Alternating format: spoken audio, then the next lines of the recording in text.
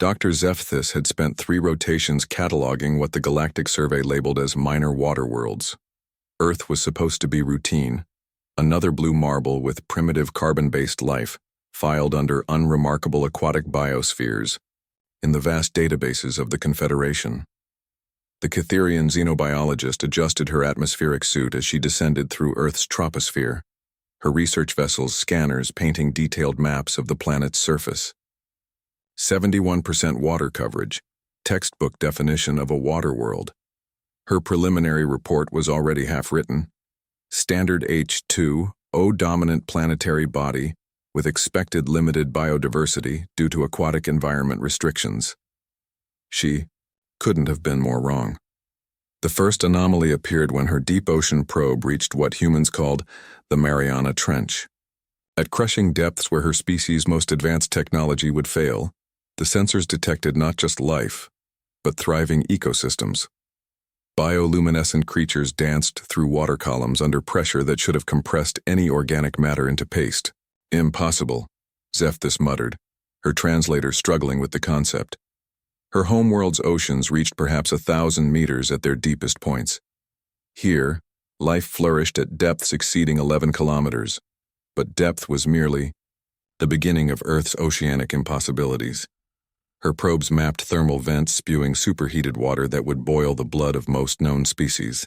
Yet around these hellish fountains, entire communities of tube worms, crabs, and bacteria thrived without any dependence on solar energy. They had created their own food through chemosynthesis, a process her species had theorized but never observed in nature. The temperature readings baffled her further. From near-freezing polar waters to tropical seas approaching 40 degrees Celsius, Earth's oceans hosted life in thermal ranges that spanned the habitable zones of 3 different planetary classifications. Most water worlds maintained relatively stable temperatures. Earth's oceans contained multitudes. Then came the mobility data. Zephthis watched in stunned silence as her tracking systems followed a creature the humans called a humpback whale on a migration spanning over 16,000 kilometers. 16,000. The largest creatures on her homeworld rarely traveled beyond their birth pools.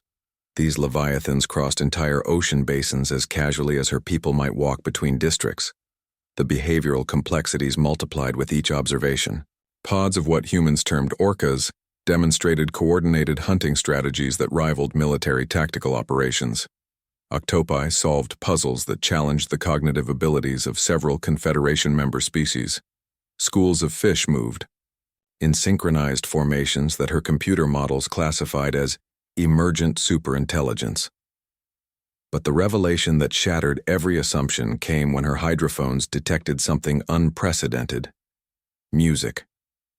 The haunting melodies of humpback whales resonated through the depths, complex compositions that varied by population and evolved over time.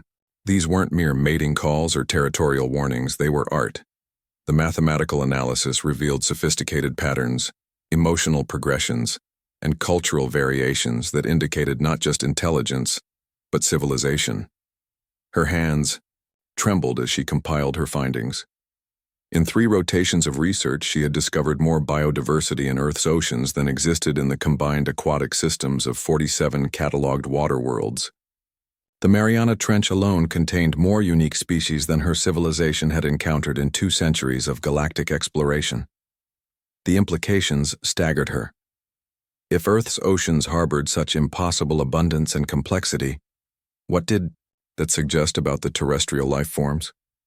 Her preliminary surface scans had detected something the databases called humans, bipedal land dwellers, who had somehow achieved rudimentary space travel, despite evolving on what she now understood was the most biotically complex planet in known space. These humans didn't just live alongside such oceanic majesty, they had emerged from the same evolutionary cauldron.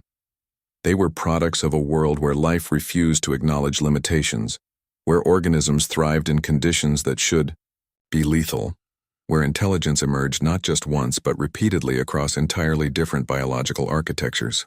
Zephthis began rewriting her report, her academic language struggling to convey the enormity of her discovery. This wasn't a water world. It was a biological forge, a planet-sized laboratory where evolution had conducted experiments that challenged the fundamental assumptions of xenobiology. She paused her writing to review footage of a human child swimming alongside a dolphin, both species communicating through play despite evolving along completely separate evolutionary paths for millions of years. The ease of their interaction suggested something profound about Earth's biosphere. It didn't just tolerate diversity, it celebrated it. Her final report would spark a revolution in galactic biological sciences. The Confederation's Xenobiological Council would debate her findings for decades. Some would call her observations impossible. Others would demand immediate deep space expeditions to search for similar worlds. But Zephyr knew the truth as she prepared to leave Earth's orbit. In all their centuries of galactic exploration, they had never encountered anything remotely comparable. Earth wasn't just unique. It was impossibly, magnificently alive in ways that defied every model they had constructed about planetary biospheres. As her ship's engines engaged, carrying her away from the blue marble, she transmitted her classification change to the Galactic Survey database. Earth's designation shifted from minor water world to something that had never existed in their taxonomy before. Biosystem singularity, approach with extreme scientific interest. The humans swimming in those impossible oceans had no idea that their planet had just become the most coveted research site in the galaxy. And perhaps, Zephyr thought with growing unease, that was for the best.